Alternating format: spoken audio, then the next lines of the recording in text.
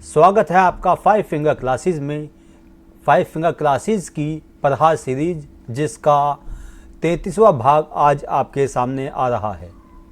आज की इस वीडियो में मैं आपके सामने हार्वर्ड गार्डनर की इंटेलिजेंस थ्योरी को लेकर के आया हूं, जो सीटेट और यूपीटेट की तैयारी के लिए बहुत महत्वपूर्ण सिद्ध होगी। आप ज़रूर इसको देखेंगे, समझने का प्रयास करेंगे और मेहनत से सीटेट की और बीएड और डीएलएड की जो परीक्षाएं होंगी उनकी तैयारी में आप जुट रहे होंगे। तो आइए चलते हैं और देखें कि हार्वर्ड गार्डनर ने किस प्रकार से इंटेलिजेंस को डिफाइन किया है, परिभाषित किया है। उन्होंने बताया कि intelligence is not a single ability but a combination of many distinct types.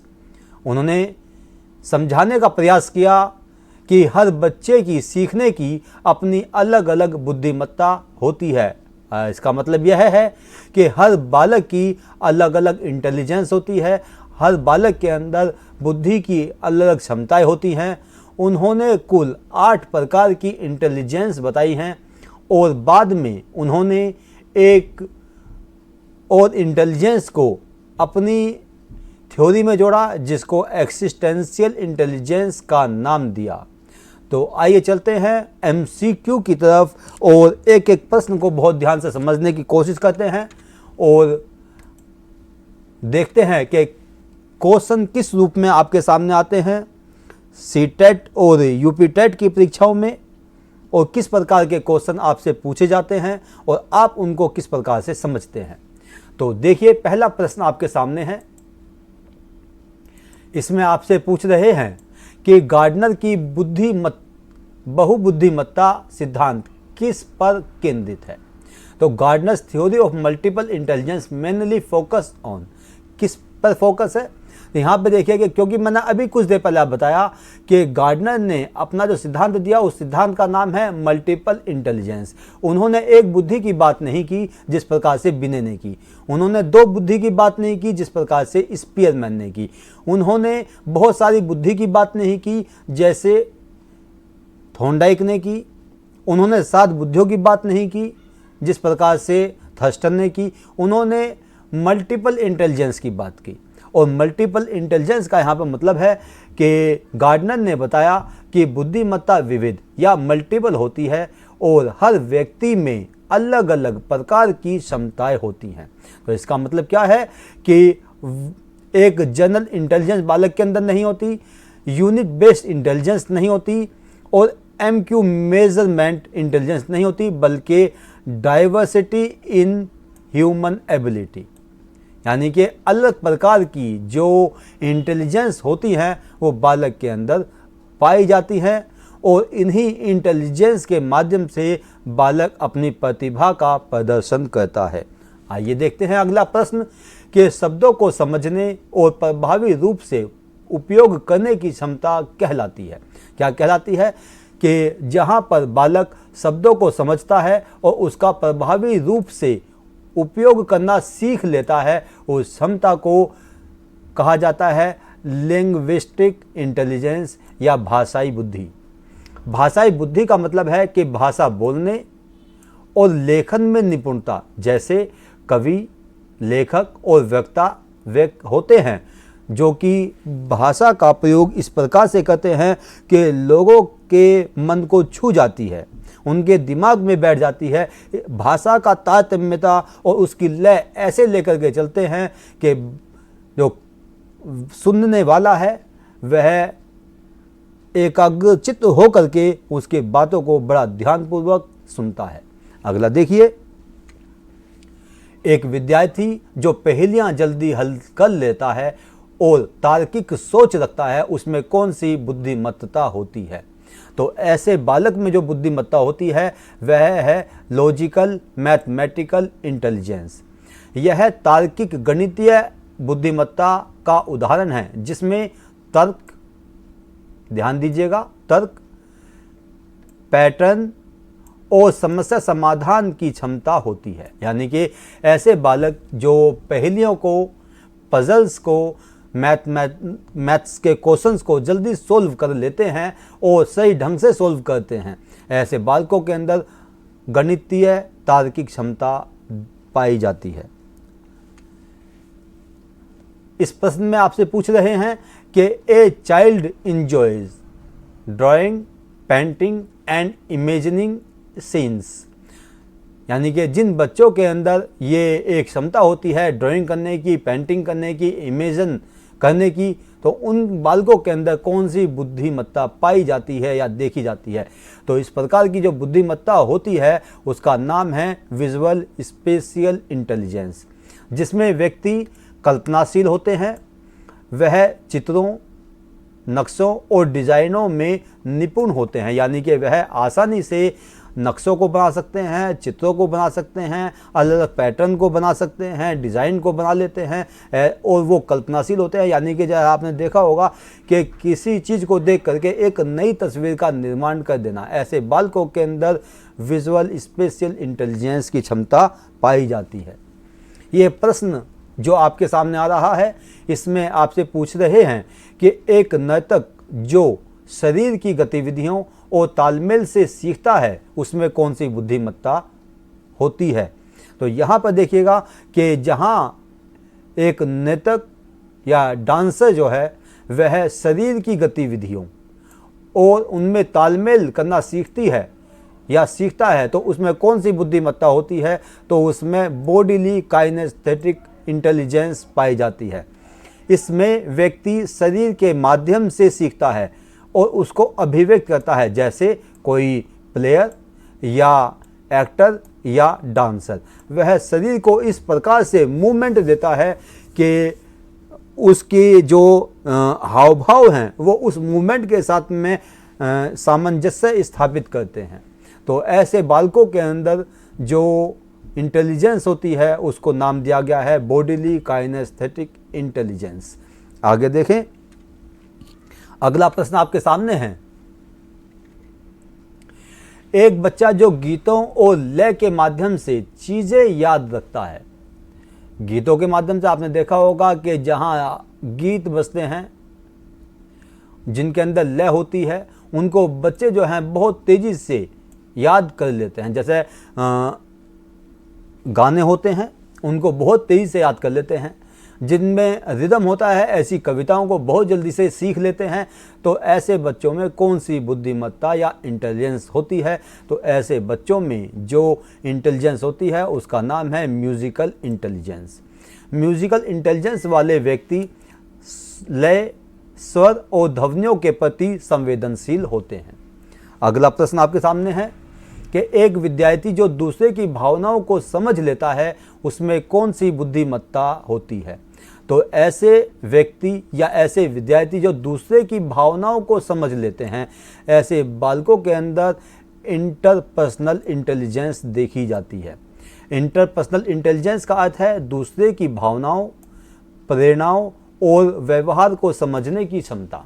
ऐसे बालकों के अंदर ये इंटेलिजेंस पाई जाती है जहाँ पर एक व्यक्ति या एक बालक दूसरे की भावनाओं को, उनके संवेगों को समझ लेता है, उसके चेहरे को देख करके पहचान लेता है कि उसको क्या परेशानी है। तो ऐसे लोगों के अंदर इंटरपर्सनल इंटेलिजेंस देखी जाती है।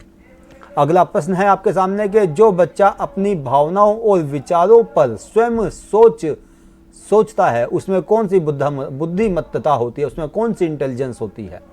तो ऐसा बालक, ऐसा व्यक्ति जो अपनी भावनाओं और विचारों पर स्वयं सोच सकता है, स्वयं सोचता है अपने बारे में, अपने इमोशन के बारे में स्वयं सोचता है, अपने विचारों के बारे में स्वयं सोचता है, तो ऐसे बालक के अंदर इंटरपर्सनल इंटेलिजेंस देखी जाती है।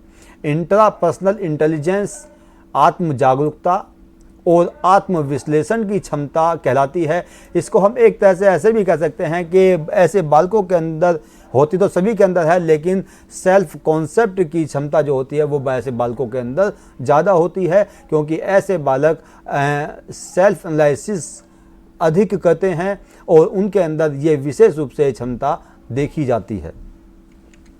इस प्रश्न में आपसे पूछ रहे हैं कि जो बच्चा प्रकृति, पशु पक्षी और पर्यावरण को पसंद करता है, उसमें कौन सी बुद्धिमत्ता होती है। तो इन चारों में से आप आराम से निशान लगा सकते हैं, क्योंकि यहाँ पर प्रकृति की बात आई है और जिनके बालकों के अंदर इस प्रकार की इंटेलिजेंस होती है वो नेचुरलिस्टिक इंटेलिजेंस होती है। आप आराम से इसको टिक लगा सकते हैं, क्योंकि यहाँ पर प्रकृति की बात आई है, पशु पक्षी की बात आई है और पर्यावरण की बात आई है। तो ऐसे बालक, ऐसे लोग, व्यक्ति जो प्राकृतिक चीज़ों में ज़्यादा रुचि रखते हैं, उन्हीं के माध्यम से अपना मनोरंजन करते हैं, उनके साथ रहते हैं, उनसे एक तरह से लव करते हैं, प्रकृति से लव करते हैं, तो ऐसे लोगों के अंदर नेचुरलिस्टिक इंटेलिजेंस देखी जाती है। यानी कि ऐसे व्यक्ति प्रकृति और जीव जंतुओं के प्रति संवेदनशील होते हैं। आगे देखें, अगला प्रश्न आपके सामने है कि जो व्यक्ति जीवन और अस्तित्व पर प्रश्न करता है उसमें कौन सी बुद्धिमत्ता होती है। तो ऐसे व्यक्ति जो जीवन और अस्तित्व पर प्रश्न करते हैं, जीवन के बारे में ज़्यादा विचार करते हैं, उसके अस्तित्व के बारे में खोजबीन करते रहते हैं, एक तरह से उनकी जो नेचर होती है वो दार्शनिक प्रभाव लिए हुए होती है, तो ऐसे व्यक्तियों के अंदर एक्सिस्टेंशियल इंटेलिजेंस देखी जाती है। एक्सिस्टेंशियल इंटेलिजेंस जीवन के गहरे अर्थ और दार्शनिक प्रश्नों से जुड़ी होती है। यानी कि ऐसे व्यक्ति किसी भी कंटेंट पर ज़्यादा विचार विमर्श करते हैं, चिंतन मनन करते हैं, ब्रह्मांड के बारे में सोचते हैं, इस प्रकृति को बनाने वाले और इस संसार का निर्माण करने वाले के बारे में ज़्यादा विचार करते हैं, जीवन और मरण पर ज़्यादा अध्ययन करते हैं। ऐसे व्यक्तियों के अंदर एक्सिस्टेंशियल इंटेलिजेंस की क्षमता देखी जाती है। अगले प्रश्न में आपसे पूछा जा रहा है कि गार्डनर का सिद्धांत किस विचार को अस्वीकार करता है। तो गार्डनर का जो विचार है यह अस्वीकार करता है कि एकल आईक्यू इसको व्यक्ति की संपूर्ण बुद्धिमत्ता नहीं दिखा सकता। इसका मतलब क्या है कि आईक्यू जो है a single measure of intelligence नहीं है। यानी कि आईक्यू के माध्यम से इंटेलिजेंस केवल एक इंटेलिजेंस की को मापा नहीं जा सकता, उसका मेजरमेंट नहीं किया जा सकता, बल्कि जो आईक्यू है वो बालकों की बुद्धि को एक तरह से बालकों की बुद्धि का पता लगाने में बहुत ज़्यादा सहायक सिद्ध नहीं होती है। गार्डनर ने अपने इस सिद्धांत में इस चीज़ को फोकस किया है, इस बात पर ज़्यादा बल दिया है। अगला प्रश्न देखिए, 12वां प्रश्न आपके सामने है कि किसी गणितज्ञ में जो मैथमेटिशियन हैं उनके अंदर कौन सी बुद्धिमत्ता ज़्यादा होती है। तो यहाँ पर 4 विकल्प आपके सामने हैं। तो ऐसे व्यक्ति जो मैथमेटिशियन होते हैं उनकी गणित में ज़्यादा रुचि होती है, तो उनके अंदर कौन सी क्षमता होगी, लॉजिकल मैथमेटिकल इंटेलिजेंस ऐसे बालकों के अंदर, व्यक्तियों के अंदर ज़्यादा देखी जाती है। अगर आपको ये वीडियो अच्छा लग रहा हो, आपके लिए लाभकारी हो, बेनिफिट आप इससे उठा सकते हो, तो दूसरे विद्यार्थियों को भी इसके लिए प्रेरित करें और उन तक इस वीडियो को पहुंचाएं, उनको इसको शेयर करें, इसको लाइक भी करें और दूसरे अपने सहपाठियों से जो आपके मिलने वाले हैं, उनसे जो आपके अध्ययन में आपका सहयोग देते हैं, उनसे इसको ज़्यादा से ज़्यादा सब्सक्राइब करने के लिए कहें क्योंकि बहुत सारी वीडियो इसमें आपके लिए पड़ी हुई हैं। आप अलग अलग कंटेंट पर, ख़ासतौर से बाल विकास के कंटेंट पर इस वीडियो से लाभ उठा सकते हैं। आइए अगले प्रश्न की तरफ कि किसी शिक्षक या परामर्शदाता में प्रमुख बुद्धिमत्ता कौन सी होती है। तो किसी शिक्षक में या परामर्शदाता में कौन सी बुद्धिमत्ता ज़्यादा होगी। तो यहाँ पे देखिए कि वे दूसरों की भावनाओं और व्यवहार समझने में कुशल होते हैं।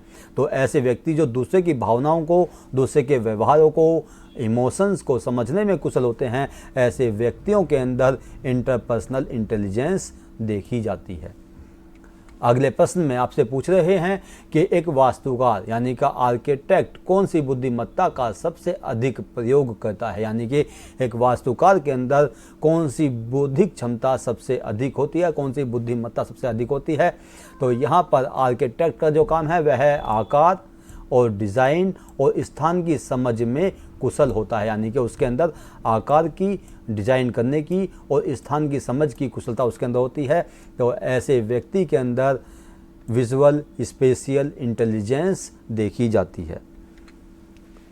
एक क्रिकेटर या सर्जन मुख्यतः किस बुद्धि का प्रयोग करता है?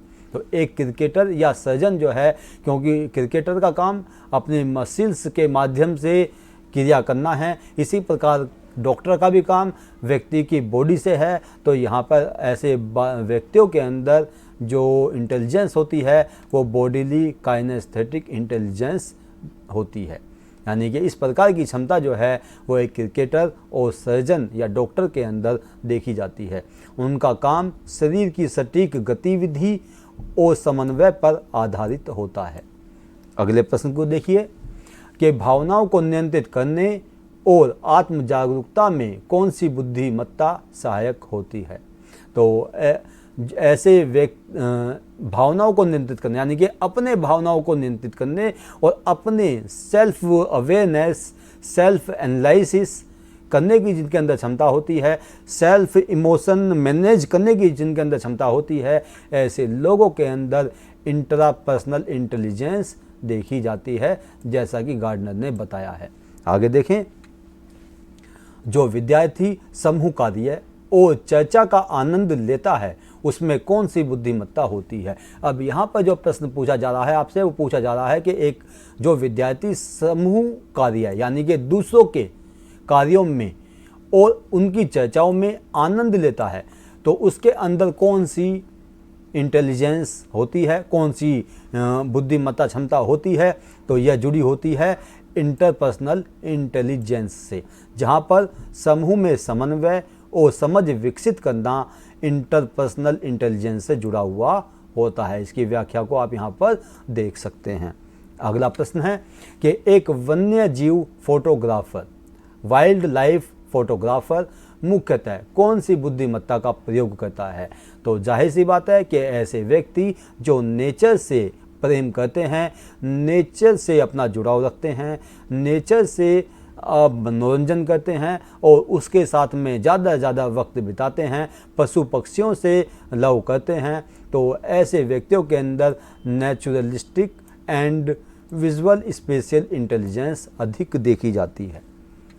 अगला देखें कि कक्षा में गीत, कहानी, चित्र और खेलों का प्रयोग करना किसका उदाहरण है?